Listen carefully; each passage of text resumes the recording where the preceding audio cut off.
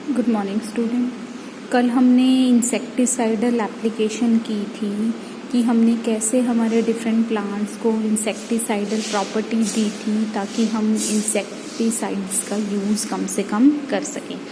Next हमारी agriculture based application है genetic engineering की पेस्ट रेजिस्टेंस प्लांट की। हमें पेस्ट से भी अपने प्लांट को बचाना है क्योंकि बहुत सारी हमारी जो प्रोडक्शन है पेस्ट की इन्फेक्शन की वजह से भी ख़राब हो जाती है। तो बहुत सारे जो नेमाटोड्स होते हैं वो पैरासाइट की तरह हमारे प्लांट्स को ख़राब कर सकते हैं। तो प्लांट प्रोडक्शन की बात कर रहे हैं हम, तो हमने बहुत सारे नेमाटोड हैं जो पैरासिटिक हैं to large variety of plant. उनमें से एक नेमाटोड है जैसे मिलैंडिनी इनकोजेनिटिया। ये इन्फेक्ट करता है हमारे टबैको प्लांट को थ्रू रूट, जिसकी वजह से हमारी टबैको प्लांट की प्रोडक्शन क्या हो जाती है, कम हो जाती है। तो हम इस पेस्ट से अपने प्लांट को कैसे बचाएं? तो या तो हम पेस्टिसाइड्स करें तो उससे क्या होगा, हमारी एनवायरनमेंट सेफ नहीं रहेगी। तो हमें क्या करना है, ऐसे प्लांट्स बनाने हैं जो क्या हों, पेस्ट रेजिस्टेंस हों। जैसे हमने ऐसे प्लांट्स बना लिए थे जो क्या थे, इंसेक्ट रेजिस्टेंस हैं। तो एक टेक्निक यूज़ की जाती है बच्चे पेस्ट रेजिस्टेंस प्लांट बनाने के लिए, उसको हम क्या बोलते हैं, आरएनए इंटरफेरेज। क्या बोलेंगे हम, आरएनए इंटरफेरेज। ये जो टेक्निक है आरएनए इंटरफेरेज, ये यूजुअली यूकैरियोटिक सेल्स मतलब प्लांट्स एनिमल्स यूज़ करते हैं अपने आप को बचाने के लिए। जैसे हम बहुत बार आप देखो हम एयर में तो कितनी तरह के बैक्टीरिया वायरसेस प्रेजेंट होते हैं, लेकिन हमारी बॉडी उनसे नेचुरली लड़ती रहती है, हमें पता भी नहीं चलता। तो उस जो नेचुरल डिफेंस मैकेनिज्म है वहाँ पर सेल्स कौन सा मैकेनिज्म यूज़ कर रहे हैं, आरएनए इंटरफेरेज, जो हमारी सेल को डिफेंस करके रखता है, बचा के रखता है फ्रॉम वेरियस वायरसेस। तो आरएनए इंटरफेरेज कैसे काम करता है बच्चे? आरएनए क्या है, एक मॉलिक्यूलर स्ट्रक्चर है या हम कहें बायोमॉलिक्यूल है जो सिंथेसाइज होता है bye the process of transcription, है ना। ट्रांसक्रिप्शन से बनता है। फिर ट्रांसक्रिप्शन के बाद उस मैसेंजर आरएनए एक्ट करेगा to synthesise protein by the process of translation. तो हमें सेंट्रल डोग्मा क्या कहता है, सेंट्रल डोग्मा हमें क्या कहता है, डीएनए से क्या बना बच्चे, आरएनए से क्या बनेगी, प्रोटीन बनेगी, तभी कोई एक्सप्रेशन होगी, है ना। तो आरएनए इंटरफेरेस टेक्निक क्या कहती है कि ये जो आरएनए है हमने इसको यहीं पर रोक देना है, इंटरफेयर कर देना है इसके साथ, ताकि ये प्रोटीन आगे ना बना पाए। तो ये हम कैसे करेंगे, हमें पता है डीएनए क्या होता है हमारा, डबल स्ट्रैंडेड, आरएनए क्या होता है हमारा, सिंगल स्ट्रैंडेड। फिर इसके साथ राइबोसोम्स अटैच हो जाते हैं तो हमें क्या मिलती है, हमारी प्रोटीन मिलती है ना। तो अब हम आरएनए से प्रोटीन को कैसे रोकें, इसी को हम क्या बोल रहे हैं, आरएनए इंटरफेरेज। आरएनए इंटरफेरेज को हम RNAi इससे डिनोट करते हैं। तो हमने इस आरएनए से प्रोटीन सिंथेसिस को कैसे रोकना है, हमने अगर हम क्या कर दें कि ये जो सिंगल स्ट्रैंडेड आरएनए आया है इसको हम डबल स्ट्रैंडेड बना दें। डबल स्ट्रैंडेड बन गया तो यहाँ पर राइबोसोम्स आकर अटैच नहीं हो पाती। तो कॉम्प्लीमेंट आरएनए इंटरफेरेज कैसे काम करता है, बाय सिंथेसाइजिंग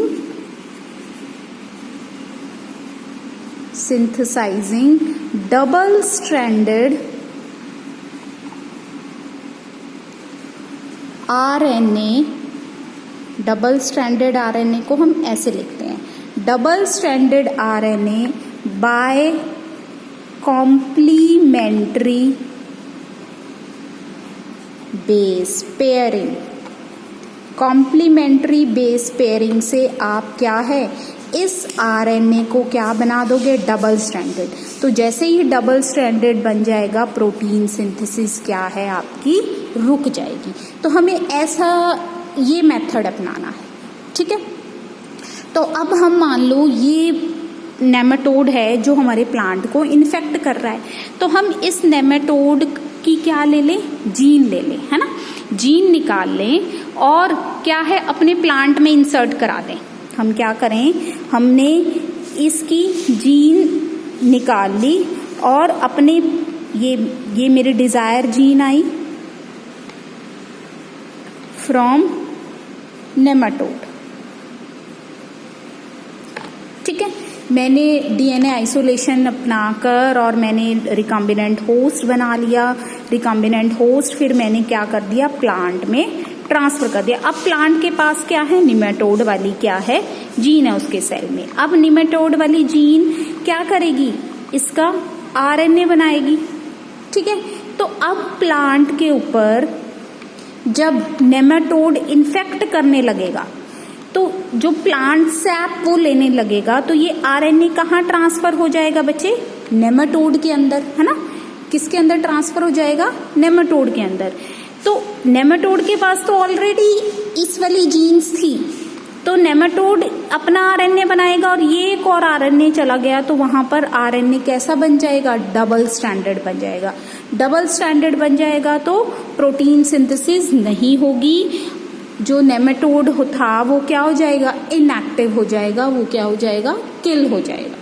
तो आपने मकसद क्या है हमारा, कि हमने इंटरफेयर कर देना है आरएनए से प्रोटीन बनने के प्रोसेस को। कैसे कर पाएंगे, जब अगर हम डबल स्टैंडर्ड आरएनए बना दे, हमने आरएनए सिंथेसाइज करवा लिया प्लांट के अंदर स्पेसिफिक टू दी नेमाटोड। तो जब नेमाटोड अपना डीएनए एक्सप्रेस कराएगा, उसका आरएनए बनेगा। ये और वो आरएनए क्या है, सेम है, उनकी कॉम्प्लीमेंट्री बेस पेयरिंग हो जाएगी, है ना। तो कॉम्प्लीमेंट्री बेस पेयरिंग से डबल स्टैंडर्ड आरएनए बन जाएगा, तो हमारी प्रोटेक्शन हो जाएगी फ्रॉम दी नेमाटोड। देखो लिखा भी हुआ है, this method involve the silencing of specific messenger RNA. Silencing मतलब रोक देना। आपने मैसेंजर आरएनए को रोक दिया, कैसे रोका, due to complementary double standard molecule that bind to prevent the translation of the messenger RNA. ठीक है, तो हम अब सेल्फ हमारे अंदर यूकैरियोट्स में बहुत सारे वायरसेस से बचने के लिए हम इस प्रोसेस को नेचुरली यूज करते हैं, आरएनए इंटरफेस। तो ये नेचुरली प्रोसेस हमने क्या है, एग्रीकल्चर में यूज कर लिया to protect the plant from the nematode. तो जैसे एक एग्जाम्पल दे रखा है बच्चे आपकी बुक में, यूजिंग एग्रोबैक्टीरियम वेक्टर। प्लांट में हम कौन सा वेक्टर यूज करते हैं, एग्रोबैक्टीरियम वेक्टर। आपने नेमाटोड स्पेसिफिक जीन इंट्रोड्यूस करा दी होस्ट प्लांट में, है ना। The introduction of DNA was such that it produce sense and antisense RNA. These two RNA being complementary to each other form a double standard RNA that initiate the RNA and silence the specific messenger RNA of the nematode. Nematode की expression रुक जाएगी। The consequence that the parasite would not survive, क्योंकि उसके अंदर proteins बननी बंद हो गई हैं, तो वो ट्रांसजेनिक होस्ट के अंदर सर्वाइव नहीं कर पाएगा और हमारा प्लांट क्या है, प्रोटेक्टेड रह जाएगा। ये देखो आपकी बुक में फिगर से भी बना रखा है कि ये देखो रूट्स खराब हो रही हैं, तो यहाँ पर क्या हो गया, इस आपके कॉटन प्लांट में क्या है, इन्फेक्शन हो रही है फ्रॉम द नेमाटोड रूट्स के थ्रू। तो हमने क्या करा, इस प्लांट के अंदर नेमाटोड स्पेसिफिक जीन इंट्रोड्यूस करा दी। तो आप 5 दिन के बाद देखते हो कि जितना भी नेमाटोड रूट में था वो सारा क्या हो गया, रिमूव हो गया। तो यहाँ पर क्या, कौन सा प्रोसेस अप्लाई हुआ, आरएनए इंटरफेरेस। तो आरएनए इंटरफेरेस से जितने भी नेमाटोड इन्फेक्ट कर रहे थे रूट को, आपने अपनी रूट को उससे बचा लिया है। तो आरएनए इंटरफेरेंस एक ही उस पर बात करता है कि आपने किसी भी तरीके से आरएनए की जो ट्रांसलेशन है उसको रोक देना है।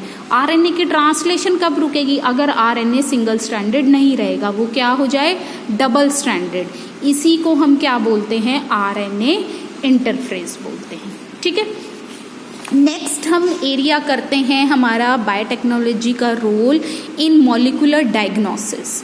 मॉलिक्यूलर डायग्नोसिस, अब डायग्नोसिस क्या होता है, किसी भी चीज़ को पहचानना। तो डायग्नोसिस बच्चे हम कहाँ पर यूज़ करते हैं, जहाँ पर भी पैथोफिजियोलॉजी इम्पॉर्टेंट हो। पैथोफिजियोलॉजी का मतलब है कि वो ब्रांच जिससे हम स्टडी करते हैं कि कहीं कोई चेंज तो नहीं आया, any change in normal condition, जैसे नॉर्मल सेल्स जो होते हैं या उनकी जो फिजिकल कंडीशन है या बायोकेमिकल फंक्शनिंग किसी सेल के डिस्टर्ब हो गई है, जिसकी वजह से क्या हो सकती हैं, डिजीज हो सकती हैं। तो diagnose is identification of pathophysiology, किसी भी कंडीशन की किसी भी चेंज को पहचानना क्या कहलाता है, पैथोफिजियोलॉजी। तो ये डायग्नोसिस में इन्वॉल्व होते हैं कि जब हम डिजीज आइडेंटिफिकेशन करना चाहते हैं तो हम बायोटेक्नोलॉजी का रोल यहाँ पर कैसे कर सकते हैं। जैसे हम डिजीज किसी को पहचानना चाहते हैं तो जब हम क्या करते हैं, जब तक सिम्टम्स नहीं आते हमें नहीं पता लगता कि भाई इस पर्सन को कोई डिजीज है कि नहीं। तो डायग्नोज करने के हमारे पास दो तरह के मेथड्स हैं, जैसे ट्रेडिशनल मेथड्स हो गए और आज हम मॉडर्न मेथड जिन्हें हम मॉलिक्यूलर डायग्नोसिस बोलते हैं। ट्रेडिशनल मेथड्स में हम क्या है कि हम सिम्टम्स की वेट करते हैं कि भाई ये सिम्टम्स डिटेक्ट हो गया तो हम ब्लड टेस्ट के लिए जाएंगे या यूरिन टेस्ट के लिए जाएंगे। तो सिम्टम्स आ रहे हैं तो वो तो हमें क्या बताएगा कि हमारे अंदर इतना ज़्यादा इन्फेक्शन हो गया है कि वो तब डिटेक्ट होगा, है ना। सिम्टम्स आ जाना तो जो ट्रेडिशनल मेथड्स हैं या जैसे हम कहें ब्लड टेस्टिंग की या बायोकेमिकल टेस्टिंग की, उसमें आप अर्ली स्टेजेस में पैथोजेंस को डिटेक्ट नहीं कर सकते। जो हमारे ट्रेडिशनल मेथड्स हैं जैसे जिसमें हम सीरम एनालिसिस करते हैं, सीरम एनालिसिस मतलब ब्लड आइडेंटिफिकेशन करते हैं। तो मॉलिक्यूलर डायग्नोसिस जहाँ पर आप बायोटेक्नोलॉजी का यूज़ कर रहे हो उसमें आप अर्ली डिटेक्शंस को भी, अर्ली पैथोजन अभी आपकी बॉडी में एंटर किया है तब भी आप पहचान कर सकते हो। जैसे आपने आजकल सुना होगा कोरोना वायरस के जो टेस्ट हैं वो दो तरीके से किया जाता है, रैपिड टेस्ट बोलते हैं और एक RT-PCR बोलते हैं। RT वहाँ का मतलब है रिकम्बिनेंट टेक्नोलॉजी, PCR का मतलब है पॉलीमरेज चेन रिएक्शन। तो जो रैपिड टेस्ट होता है बच्चे, रैपिड टेस्ट में क्या है, उसमें आप जब तक आपकी बॉडी में खूब सारे वायरसेस नहीं होंगे उससे टेस्ट पॉजिटिव नहीं आएगा। मतलब जब आपकी बॉडी में 2-3 दिन का इन्फेक्शन हो जाए तब वो डिटेक्ट करता है, जो रैपिड टेस्ट जो करते हैं हम, ठीक है। लेकिन जो RT-PCR है जो फास्ट डायग्नोसिस है, फास्ट डायग्नोसिस जैसे हमने PCR क्या पढ़ी थी, वो टेक्निक जिससे आप DNA को एम्पलीफाई कर ले। तो अगर एक पैथोजन, एक वायरस भी अगर आपकी बॉडी में है तो PCR से आप उसको भी डिटेक्ट कर सकते हो, क्योंकि PCR क्या कर देगा, उसके DNA को एम्पलीफाई कर देगा। तो आप early diagnosis without coming of symptoms, modern technique से आप ऐसी डिजीज भी डिटेक्ट कर सकते हो। तो दूसरी हमारी जो एप्लीकेशन है बायोटेक्नोलॉजी की इन मॉलिक्यूलर डायग्नोसिस, तो बहुत सारी टेक्निक्स हैं हम जो डायग्नोसिस में यूज़ करते हैं, जैसे रिकम्बिनेंट DNA टेक्नोलॉजी, दूसरा है पॉलीमरेज चेन रिएक्शन, तीसरा है एंजाइम लिंक्ड इम्यूनोसॉर्बेंट एसे और चौथा है ऑटो रेडियोग्राफी। तो ये 4 टेक्निक्स आप डायग्नोज करने के लिए यूज़ करते हो।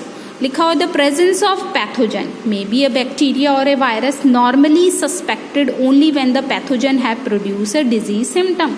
अर्ली हम यही सोचते हैं ना कि जब तक सिम्टम्स नहीं आए हमें नहीं, जैसे अब आप सुन भी रहे होगे अपने आसपास कि लोगों को सिम्टम्स नहीं है, ना कोई खांसी है, ना जुकाम है, ना कोई फीवर है, फिर भी उनका कोरोना टेस्ट क्या आ रहा है, पॉजिटिव आ रहा है।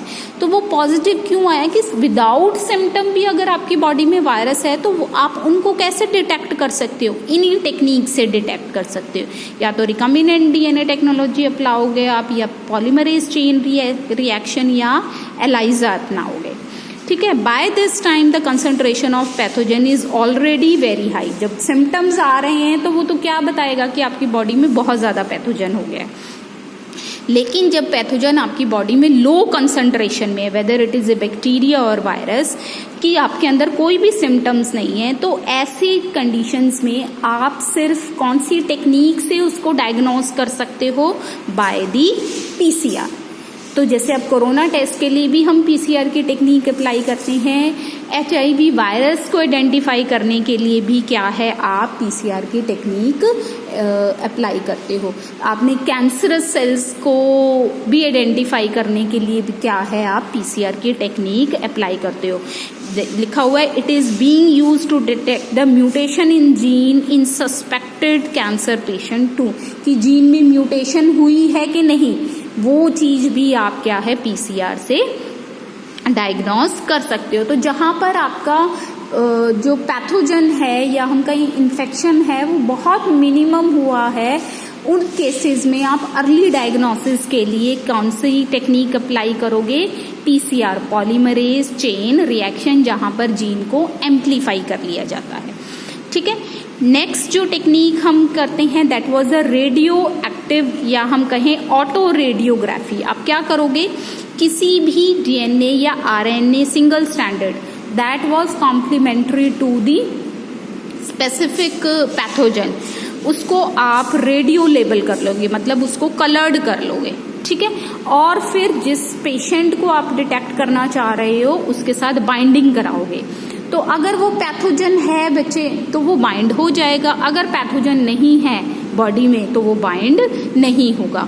तो जहां पर कलर आ रहा होगा समझो पैथोजन है, जहां पर नहीं आ रहा होगा वहां पर नहीं होगा। तो इस तरीके से आप आइडेंटिफाई कर सकते हो कि भाई specific pathogen whether it is a bacteria और a virus is present in person's body और नॉट। तो वो कौन सा, auto radiography, auto means self, self के साथ बाइंडिंग करा रहे हैं, रेडियो मतलब कलर्ड ग्राफ आपको मिल जाता है यहाँ पर। नेक्स्ट जो टेक्निक है ये भी अर्ली डिटेक्शंस के लिए यूज की जाती है, एलाइजा एंजाइम लिंक्ड इम्यूनोसॉर्बेंट एसे। यहाँ पर बच्चे सिर्फ आपको ये पता होना चाहिए कि ये टेक्निक्स हम अप्लाई करते हैं, ये क्योंकि आपके लेवल की चीज़ें नहीं है, लेकिन सिर्फ आपको इतना पता होना चाहिए कि हम कौन कौन सी टेक्निक्स मॉडर्न डायग्नोसिस में यूज़ करते हैं ताकि हमारी जो डिजीज़ है अर्ली स्टेजेस में भी डिटेक्ट हो जाए। जैसे आपने कई बार देखा होगा कैंसर जो पेशेंट्स होते हैं कहते हैं फर्स्ट स्टेज में डिटेक्ट हो गया, फोर्थ स्टेज में। अब फोर्थ स्टेज में डिटेक्ट होना मतलब उसके बॉडी में कोई सिम्टम्स नहीं आए, वो सिम्टम्स कोई पर्सन नेचुरली अपनी बॉडी के लिए चेकिंग के लिए जा रहा है तो वो क्या करेगा, विदाउट सिम्टम्स वो पहुंच गया है तो उसको हम क्या है मॉडर्न टेक्निक्स अप्लाई कर कर उसकी बॉडी को सही रूप से चेक कर सकते हैं कि whether their genes are mutated और नॉट। तो उससे आप अर्ली स्टेजेस में भी कैंसर या एचआईवी को डिटेक्ट कर सकते हो। तो एंजाइम लिंक्ड इम्यूनोसॉर्बेंट ऐसे किसके ऊपर बेस्ड है, एंटीजन एंटीबॉडी रिएक्शन के ऊपर बेस्ड है कि जैसे ही पैथोजन जो होता है हमारी बॉडी में क्या सिंथेसाइज करना शुरू कर देता है, एंटीबॉडीज सिंथेसाइज करना शुरू कर देता है। तो जो इन्फेक्शन है पैथोजन का, पैथोजन को हम क्या बोलेंगे, एंटीजन, और उसके स्पेसिफिक जो एंटीबॉडीज होंगी वो हम एक ऐसे प्लेट्स बनी होती हैं, उस ऐसे वेल्स बने होते हैं उसके अंदर डाल देंगे हम एंटीबॉडी को। फिर जिसके अंदर पैथोजन डिटेक्ट करना चाह रहे हैं वो उसका ब्लड सैंपल डालेंगे और फिर इसके ऊपर एंटीबॉडीज डालेंगे जिसके साथ एंजाइम लिंक है। तो इस तरीके से हम क्या है आइडेंटिफिकेशन करते हैं। तो यहाँ पर अगर एंटीजन होगा ब्लड सैंपल में तो बाइंडिंग होएगी क्योंकि तभी इंटरेक्शन होएगी एंटीजन एंटीबॉडी की, और अगर पैथोजन नहीं है ब्लड सैंपल में तो एंटीबॉडी बाइंड नहीं हो पाएगी। तो इस तरीके से भी आप पैथोजन को डिटेक्ट कर सकते हो। ये टेक्निक क्या कहलाती है, एंजाइम लिंक्ड इम्यूनोसॉर्बेंट एसे। ठीक है, तो ये थी हमारी मॉलिक्यूलर डायग्नोसिस। नेक्स्ट हम करेंगे कि कैसे मेडिसिन में हम बायोटेक्नोलॉजी का रोल यूज कर रहे हैं। Thank you.